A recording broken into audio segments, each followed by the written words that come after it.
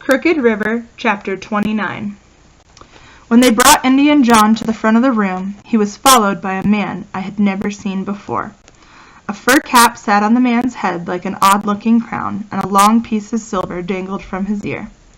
Peter Kelly said the stranger's name was John Bigson, and he would put Indian John's words into that the interpreter was a half-breed savage, part Ottawa, and no one should believe a word either Indian said. Strange to say, Peter Kelly never mentioned that he understood Indian John's words himself, so I figured he didn't want the crowd to know he did.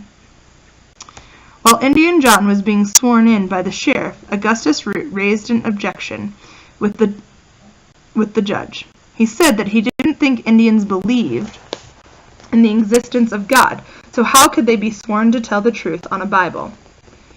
Peter Kelly answered sharply that Indians believed in their God as strongly as we believed in ours.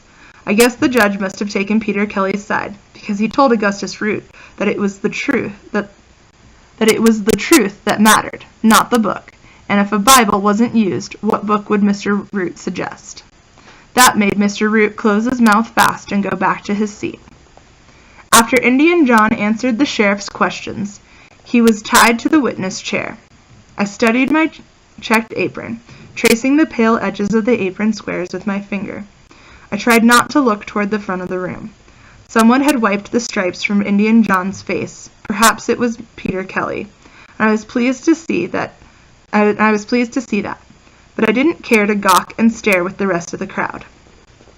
After the sheriff finished, Peter Kelly walked to the front.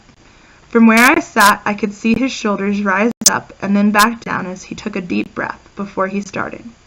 You have heard that the man who stands accused is called by the Indian name Ahmek. Peter Kelly waved his arm in the direction of Indian John. His father is Chief Ajajak. Ahmek has a wife and 2 children and travels with a small band of Ojibways, or Chippewas, as you call them. I noticed that Peter Kelly's voice was full of nerves as he spoke. It must be an awful hard thing to stand up there with his friend, I whispered to Laura.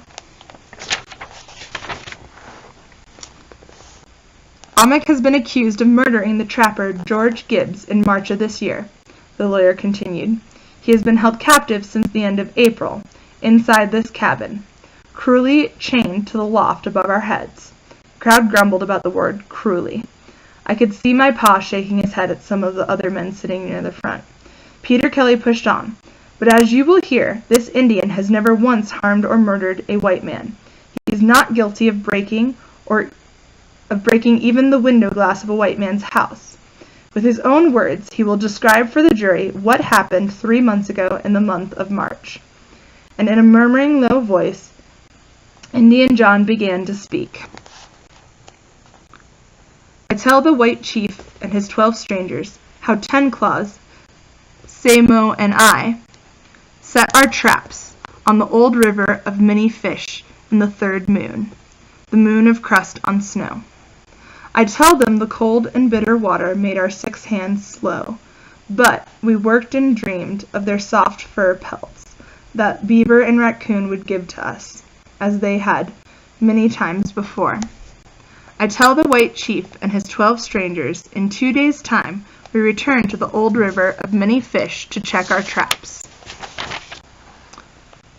We walked forward and back, looking, and we swept our hands through the cold melting water, searching, and we hunted for our snares beneath the young trees. But all of our traps were gone.